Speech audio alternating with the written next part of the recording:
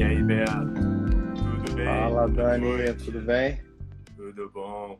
Temos hoje, então, na nossa quinta live aí da semana, da comemoração em lembrança do Dia Mundial do Diabetes, o Dr. Roberto Zagoria, médico endocrinologista, mestre pelo FRJ em nutrologia, e, enfim, um grande amigo nosso e um dos grandes diabetologistas aí do país. Tudo bom, Beto? Seja bem-vindo.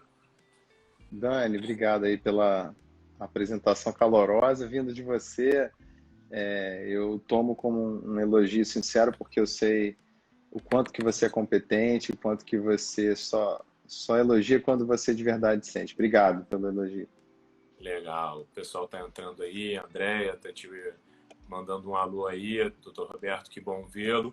Mas Oi, vamos lá, André. Beto. Hoje é nosso, enfim, um tema extremamente importante, que você é um grande estudioso, que é o exercício físico e o diabetes, né? Então, vou te perguntar primeiro, vamos fazer aqui um bate-papo, na verdade, se é importante mesmo a atividade física para o paciente diabetes e qual é essa importância? Por que é importante? Por que vale a pena o nosso paciente com diabetes mellitus fazer atividade física? Vale muito a pena, sem dúvida vale muito a pena, porque o exercício entrega benefícios que vão muito além do controle glicêmico, vão muito além dessa esfera, desse âmbito glicêmico, né? Que é o mais natural. A gente, quando fala de exercício e diabetes, acho que todo mundo pensa, olha, eu vou fazer exercício porque vai ajudar a baixar minha glicose, né? Isso é verdade, isso é correto, mas a gente tem que pensar de forma mais ampla. A gente tem que lembrar que o exercício ele pode atuar em coisas que a gente não conecta naturalmente. Por exemplo, exercício diminui a incidência de incontinência urinária, por exemplo, diminui a incidência de depressão, diminui a incidência de câncer de intestino, diminui a incidência de câncer de mama, diminui a incidência de AVE, diminui a incidência de morte, né? Então, os benefícios vão muito além do aspecto glicêmico e não só também em desfechos médicos importantes, mas também. Desculpa, meu cachorro. Tem uma fera aí? Estamos com uma fera Tem. aí, Beto? Desculpa, pronto. Já acalmei ele aqui. E também, então, pensar fora da caixinha, tá? Acho que esse é o grande ponto aqui. Legal, legal. E, na verdade, vários desses, ou quase todos esses benefícios que você citou, não é de achar que você tirou da cabeça, acho que deve ser legal ou não. São, enfim, temos estudos comprovando, claro, cada uma dessas coisas com maior ou menor grau, mas, enfim, tudo é com comprovação científica. Então, não há dúvida hoje em dia de, enfim, que a atividade física é importante para diversos benefícios para o paciente com diabetes mellitus, né? E aí, pegando esse gancho, Beto, então já vimos que é importante. Existe um exercício físico que seja o ideal para o paciente com diabetes mellitus? Tem um que esse é que é o bom ou não? Ou é o que ele fizer, né? É isso aí, matou a charada. A resposta é a mesma para a população que não tem diabetes. O melhor exercício é aquele que a pessoa sente prazer, é aquele que a pessoa consegue fazer no longo prazo. E é claro que se você perguntar assim o que consta nas diretrizes, a gente vai ter uma resposta mais pronta. Mas eu diria que o melhor exercício é esse que a pessoa curte fazer e que ela consegue fazer por mais tempo. Do ponto de vista de benefício glicêmico, a gente sabe hoje que o exercício aeróbio ele tem uma mesma magnitude de redução de hemoglobina glicada que o exercício de resistência. Quer dizer, a corrida de rua, bicicleta, natação, que são os exercícios aeróbios, eles reduzem a glicose na mesma monta que o exercício de musculação. E a gente tem que lembrar que uma coisa não inviabiliza a outra, né? Essas modalidades não estão brigando uma com a outra. A gente pode e deve tentar fazer um programa, montar um programa de exercício para a pessoa que tem diabetes, combinando uma modalidade ou duas aeróbia com o exercício com pesos. E assim a gente tem um efeito aditivo e a gente colhe o melhor dos dois mundos, né? Mas isso é importante, né, Beto? Que a gente, enfim, ainda é quase um conceito muito disseminado na população leiga e até em alguns médicos não tão habituados, de que atividade aeróbica é que diminui a glicose, atividade aeróbica que é o importante para perda de peso, e que a atividade de resistência, atividade de peso, ela não seria tão importante assim. Que o importante vai gastar caloria, correr, fazer bicicleta, fazer caminhada, né? E a gente, como você está trazendo aí, do ponto de vista de benefício glicêmico, talvez sejam equivalentes, você diria? Sim, tem um estudo recente, pessoal, que foi publicado em uma revista chamada Diabetologia. Há 2 meses atrás, essa revista, que é uma revista que representa a Sociedade Europeia de Diabetes, a EASD, ela trouxe um número inteiro dedicado para exercício de diabetes. E nessa revista tem um artigo que mostra exatamente isso que a gente está falando aqui, que realmente, de fato, exercício de musculação, quando bem feito, quando o programa está bem montado pelo profissional de educação física, reduz a hemoglobina glicada na mesma magnitude que o exercício aeróbio. Então, se você odeia corrida de rua, como é o meu caso, por exemplo, eu não gosto de exercício aeróbio, então você não se sinta forçado a fazer exercício aeróbio só porque você tem diabetes e existe essa visão talvez um pouco mais antiga de que só o aeróbio que baixa a glicada, né? Então, você pode transitar aí pelos dois mundos que você vai ser bem sucedido, vai colher um benefício legal. Uhum. E aí você trouxe uma coisa também, né, de um programa de exercício físico, né? Então, o quanto que a gente tem que fazer, como a gente tem que fazer, dá um pouquinho, claro que tudo isso que a gente está falando são coisas em linhas gerais, obviamente tudo tem que ser individualizado, né? Mas dá uma ideia para a gente do que seria bom, do que já começa a fazer efeito benéfico, todos esses efeitos benéficos que a gente, enfim, citou aí anteriormente, o que precisa? Precisa malhar todo dia, 3 horas, pode ser uma vez só por semana, dá uma ideia mais ou menos do que o mínimo que a gente espera. Claro que a gente sabe, né, que temos enfim, pacientes, indivíduos com diabetes que fazem esporte de alto rendimento, né? Então, obviamente que o tipo de treinamento para essas pessoas é treinamento máximo, né? Mas para a pessoa que não é um paciente com diabetes, mas não pretende fazer alto rendimento, o quanto que seria adequado, em média, para a gente começar a colher os benefícios?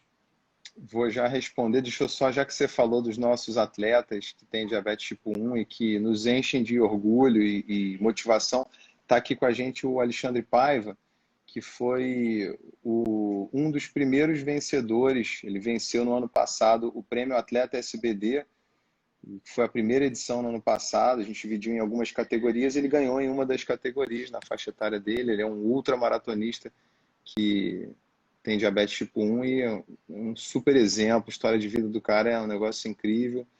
Andréa Mendes, deixa eu te mandar um beijo, que você me deu boa noite, eu não te devolvi o boa noite direito, né? Andréa, minha paciente.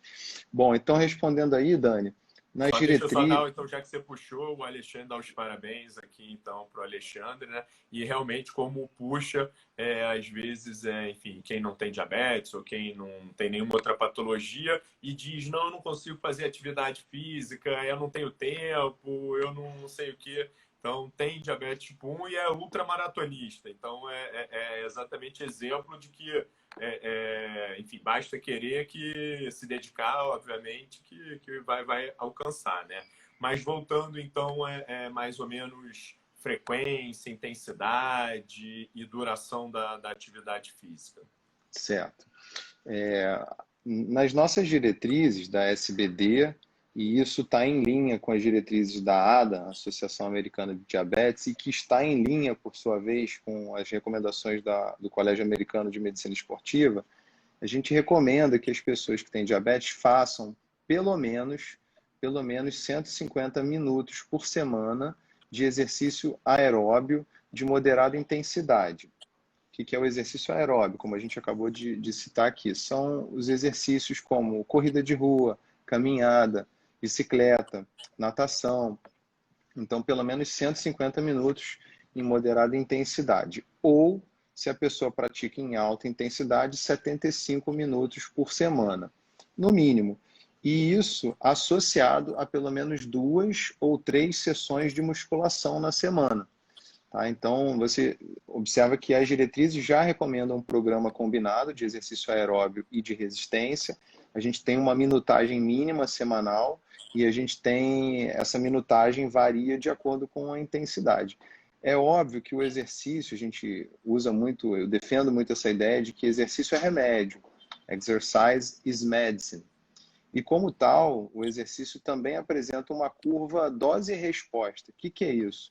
Quanto mais se faz, quanto maior o volume semanal e quanto maior a intensidade, maior é o benefício que você vai colher em todos os sentidos, inclusive no aspecto glicêmico. Então, se você não atingiu essa recomendação mínima de 150 minutos por semana, calma. Você já está tendo algum benefício fazendo, por exemplo, 2 vezes por semana, 3 vezes por semana? Sim, você está. A questão é que a gente precisa tentar atingir essas recomendações. Por quê? Porque é atingindo esse ponto que você colhe a maior parte do benefício. E então, respondendo a tua pergunta, a pessoa que faz pouquinho, ela também já tem algum benefício. A gente quer que essa pessoa que faça pouquinho avance? Queremos, gradualmente, que ela avance e que ela, em algum momento, atinja aí a recomendação. Legal. Na verdade, né, a maioria dos nossos pacientes, infelizmente, vão ser pessoas sedentárias. A gente quer que ele comece pouquinho mesmo, né? Então, se não está fazendo absolutamente nada, talvez não seja o momento de já fazer hoje 50 minutos de atividade aeróbica. Talvez não. Certamente não é. E é benefício a médio e longo prazo, né? Então, eu costumo dizer isso também, criar o hábito, ter a obrigação, que a gente falou lá no início, né?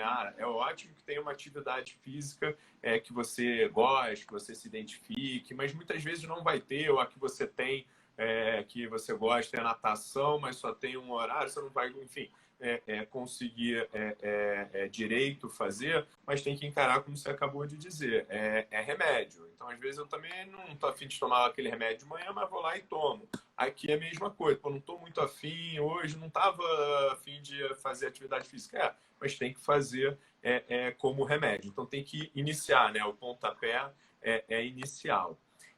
Você falou de minutagem em relação à musculação, então 150 minutos de atividade aeróbica de moderada intensidade e 2 a 3 vezes de musculação. O quanto de musculação existe essa recomendação? Não, isso é uma coisa que é um furo, né? Na minha opinião, nas diretrizes, não se coloca aí com relação à musculação quanto, né? Só o número de sessões semanais, 2 a 3. Então é um furo aí. Mas eu diria que uma sessão média de musculação se aplicaria nessas diretrizes, uma sessão de 40 minutos pelo menos de duração. E a gente não citou, mas para os diabéticos também é importante, em especial o diabético idoso, que a gente associe nesse programa de treinamento exercícios de equilíbrio e flexibilidade, por conta de várias questões, mas no idoso em especial, pensando em prevenção de quedas e na pessoa com osteoporose e que tem diabetes, diabetes é um fator de risco para osteoporose, a gente também precisa pensar isso, em prevenção de queda, e o exercício de equilíbrio e flexibilidade pode ajudar nisso. E o exercício de resistência também tem benefícios na densidade mineral óssea, né? Doutora Rosane Kupfer entrou aí, deu boa noite, a nossa presidente da Sociedade Brasileira de Diabetes, aqui é regional do Rio de Janeiro. Boa noite, Rosane. Beto, uma pergunta aqui da doutora Joana. Boa noite, Joana, também. Aliás, se quiserem, o Beto aqui é para a gente tirar o couro dele, né? Podem perguntar, tá aqui disponível. A doutora Joana perguntou em relação à alimentação no paciente com diabetes e atividade física, no dia, enfim, antes do exercício, durante o exercício. Eu estou acrescentando isso, antes, durante, e aí eu acrescentaria até, que eu acho que faz tá no mesmo assunto, em relação à medida de glicemia. Então, a gente mede a glicose antes dele começar a atividade física, não devo iniciar se estiver com hipoglicemia, devo comer e fazer, e o inverso também. Vou fazer uma atividade agora e minha glicose está 400. Posso fazer atividade física ou não posso? Vou embora para casa e outro dia, ou tomo alguma medida para poder começar.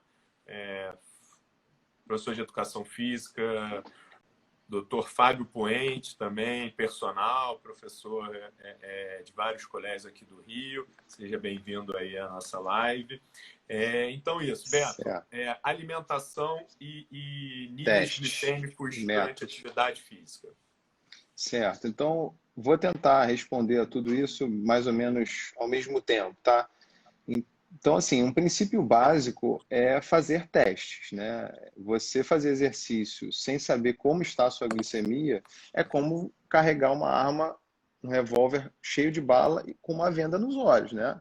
Em especial nos pacientes com diabetes tipo 1, nas pessoas que têm diabetes tipo 1 e que usam obrigatoriamente insulina. Então, é um princípio básico. Pelo menos um teste pré-treino e um teste imediatamente pós-treino.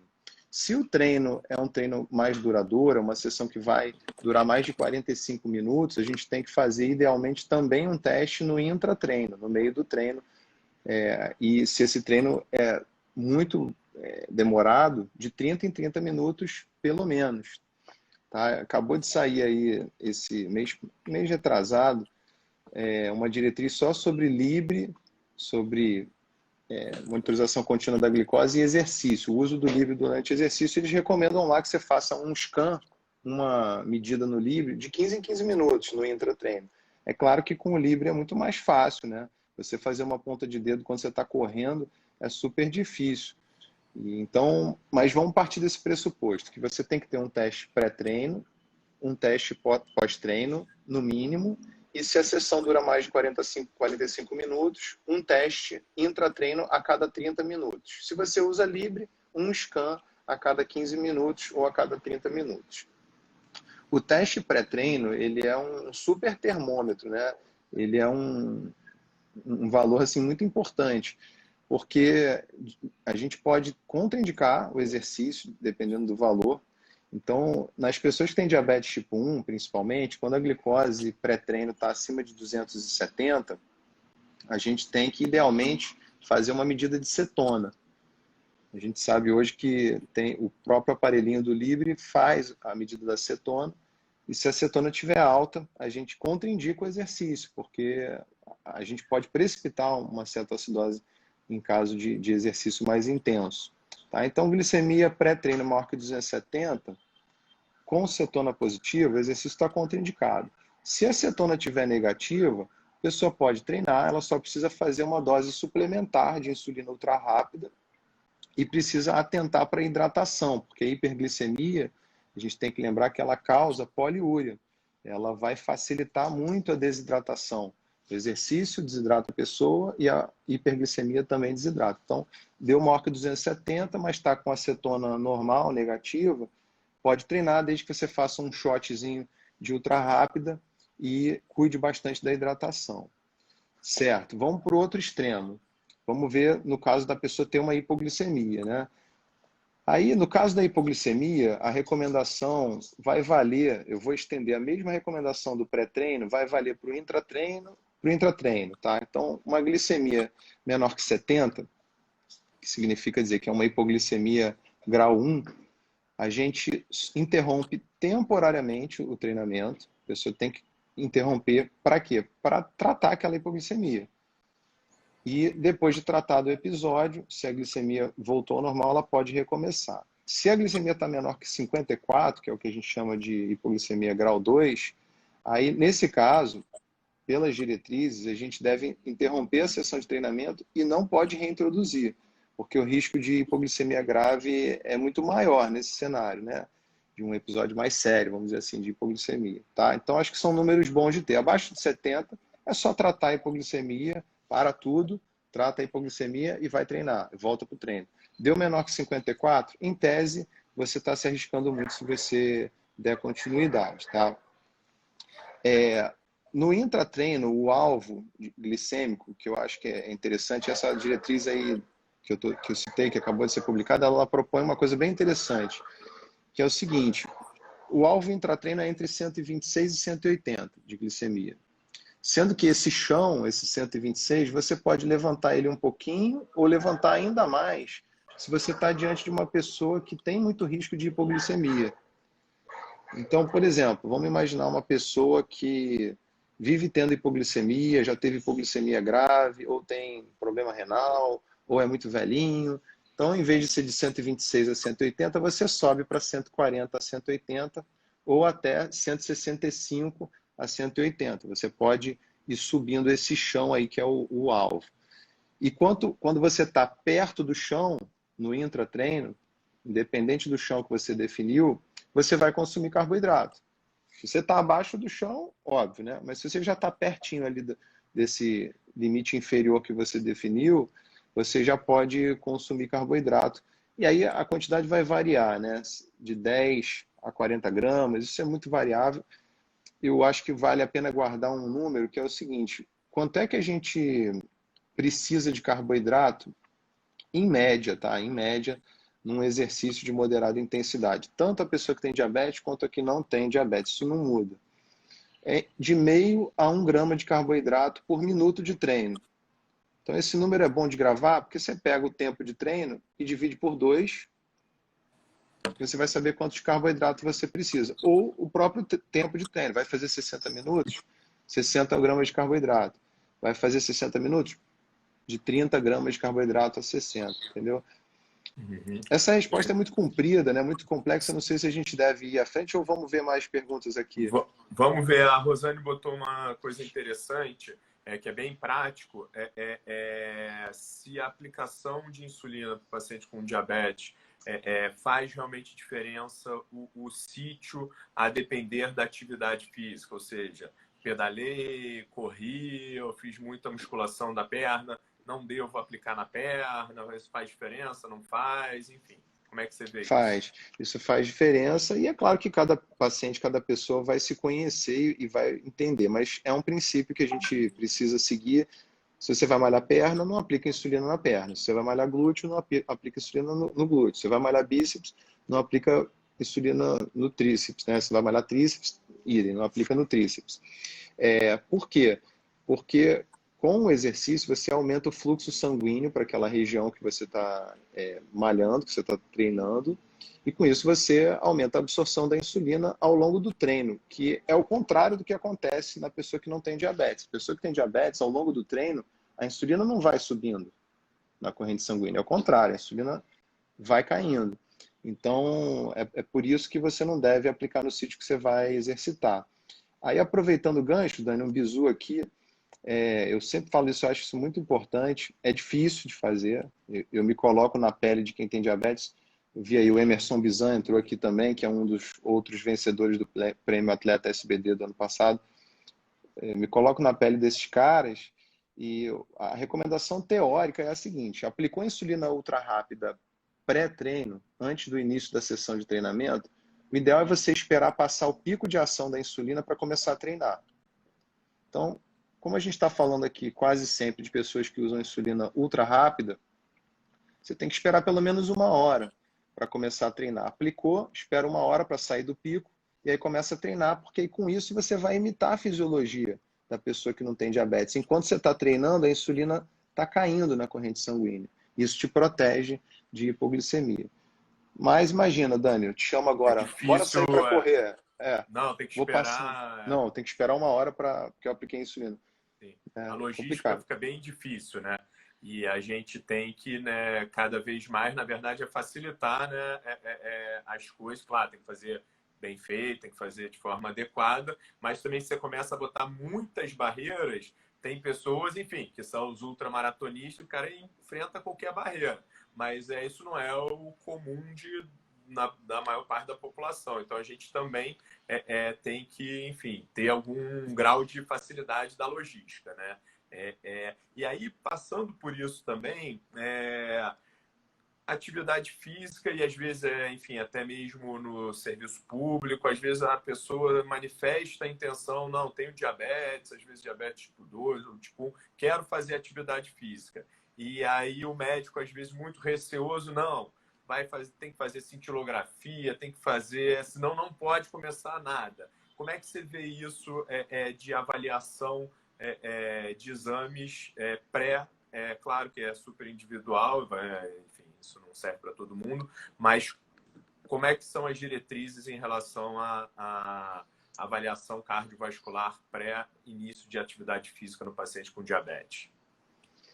Isso aí mudou há pouco tempo, Dani, mudou uns 4 anos atrás, e a intenção dessa modificação é justamente o que você colocou, nós, equipe de saúde, não sermos mais um empecilho para a introdução da atividade física na vida das pessoas, porque se percebeu que a gente fazia testes demais, teste de esforço, pessoal, né? A gente chama de teste cardiopulmonar do exercício ou teste de esforço. A gente fazia muitos desses testes desnecessariamente. A gente botava mais uma barreira. A pessoa no mundo público, para conseguir um teste desse, é complicado. Isso no mundo privado tem custos, então acaba que isso virava um dificultador. E a gente viu que era um número muito, muito baixo de pessoas que tinham um evento cardiovascular precipitado pelo exercício.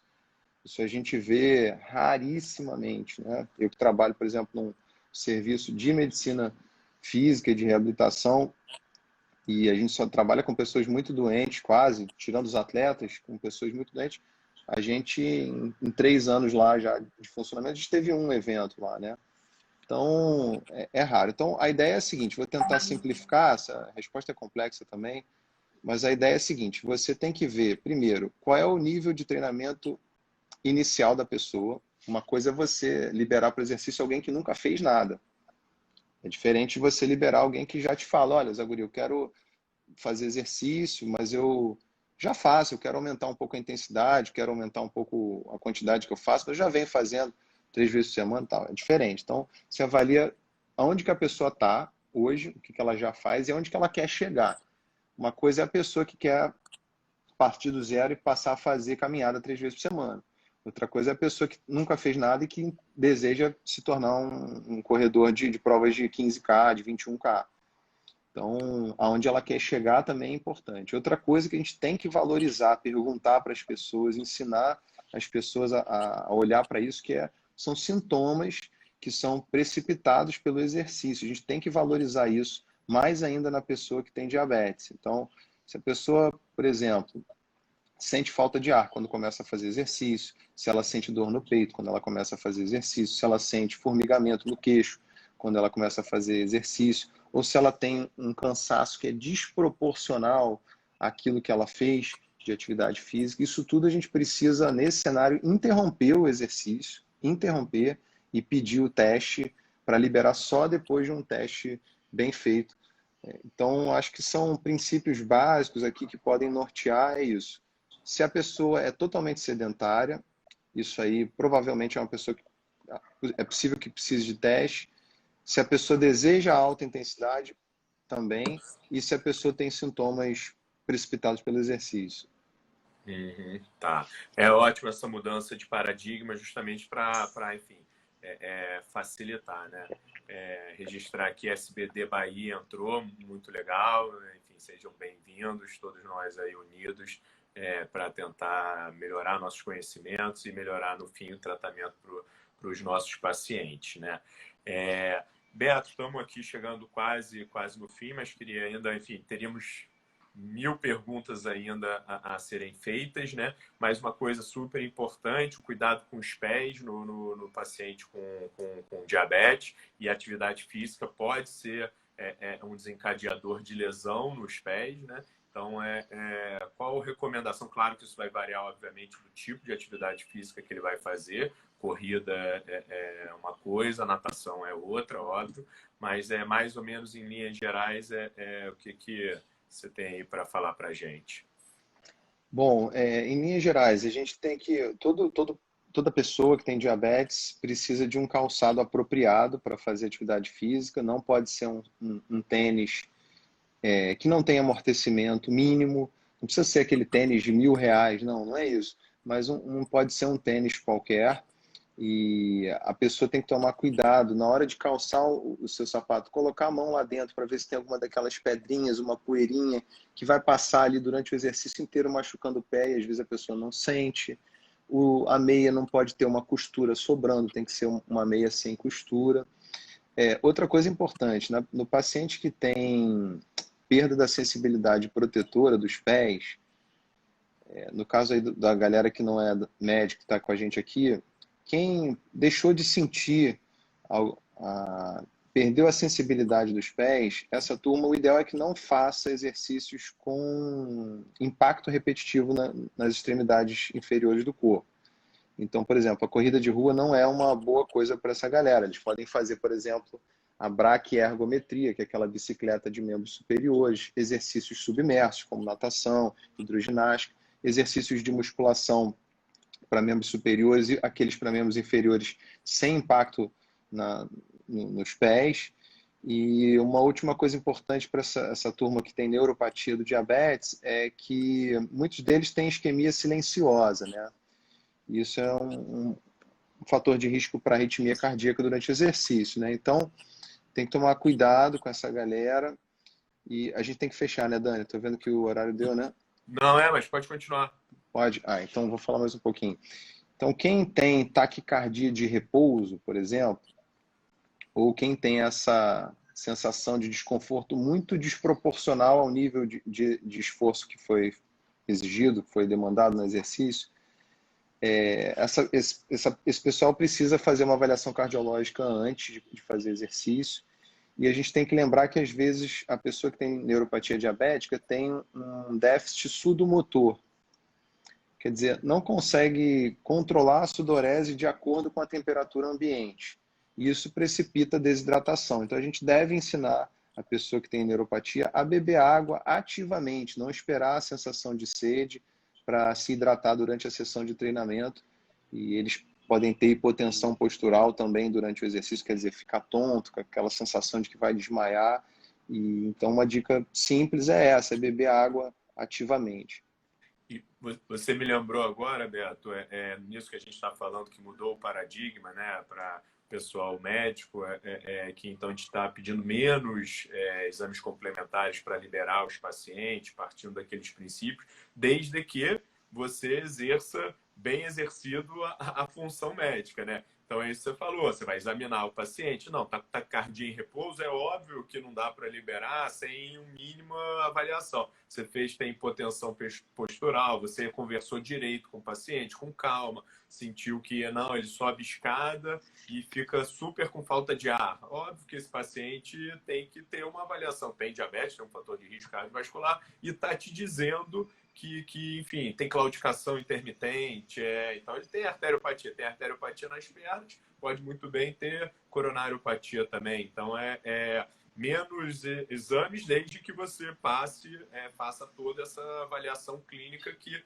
é a avaliação que imagina-se que todos nós, bons médicos, temos que fazer rotineiramente com os nossos pacientes, né? Aqui, só para aliviar essa dor aí, porque tem muita gente aqui. Pessoal, vamos botar a galera para fazer exercício. Os diabéticos tipo 2 no nosso país não fazem nada. Então, se você falar, olha, a senhora vai passar a caminhar 3 vezes por semana, vocês não vão matar ninguém, tá? Pode ter certeza. A gente viu isso agora na pandemia de coronavírus. Um fato curioso que aconteceu em algumas cidades do mundo foi que houve um aumento importante, uma diminuição importante na taxa de sedentarismo.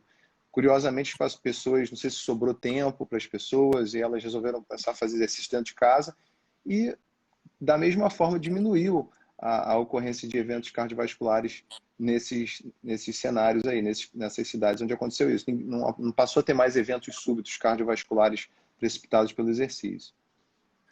Legal, Beto. Vamos lá. Queria super te agradecer, foi excelente, como sempre, né? Muito conhecimento, muita didática, e brincou desde a parte técnica médica até para os nossos pacientes, dicas super práticas para já colocar em ação amanhã, no dia 14 de novembro, né? Então, é dia para a gente lembrar e começar. Opa, ganhou até um aqui, Beto, você é um gênio, hein? Que Concordo, isso, concordo. que O isso. Tô de Tinho azul. O Brito, Tinho, o Brito, meu e eu amigo, não estou aqui de vale. azul não é à toa, então amanhã vamos vestir azul também para lembrar. E é isso, Beto, agradecer suas considerações aí finais, seu recado. Eu queria agradecer demais aí o convite da SBD-RJ, é uma sociedade que eu me sinto parte da coisa, né? Mesmo que nesse momento eu não estou com vocês, né, na diretoria, mas o carinho é muito grande. Um beijão para a doutora Rosane Cooper, nossa presidente. Dani, você que representa o futuro da diabetologia, o presente, né? Nós, né? Eu acho que a gente tem, eu sinto que nós carregamos essa responsabilidade de lutar pelos nossos pacientes e por uma medicina séria nessa área de diabetes, né? Obrigado pelo convite. Nada que isso, obrigado aí por aceitar, enfim, agradecer, foi ótimo. E é isso, gente, a gente tá encerrando essa semana de lives, foi muito bom, agradecer a todo mundo, agradecer a diretoria, a nossa presidente Rosane Kupfer, que só sai porque ela batalha muito, enfim, já há muitos anos, se a gente é novo nisso, né, Beto? A Rosane está aí fazendo essa coisa acontecer há muito tempo, então super agradecer ela, enfim, por ter essa disponibilidade aí para diabetes, para diabetologia do Rio de Janeiro. Então é isso, gente. Infelizmente, vamos ter que encerrar, mas, como a Rosane falou aí, vamos realmente fazer outras. Sem dúvida, tem assunto aí para a gente fazer mais umas. Daí, ó, a Rosane já está dizendo que vai ter semana que vem, tá? Então vai ter uma a mais. A Semana do Pus. Diabetes vai se estender, vai se esparramar para a semana que vem. Aguarde, entrem no nosso Instagram. Quem não segue ainda, siga, porque é onde tem informação boa, adequada, sem nenhum viés para nada, a não ser o viés científico. Então, se informe, entre aí na SBT-RJ, que semana que vem a gente tem mais uma live garantida aí pela presidente. Um abração, boa Isso aí, noite. gente. Boa noite, bom fim de semana a todos. Amanhã, dia 14, vamos pensar em diabetes e vamos vestir azul.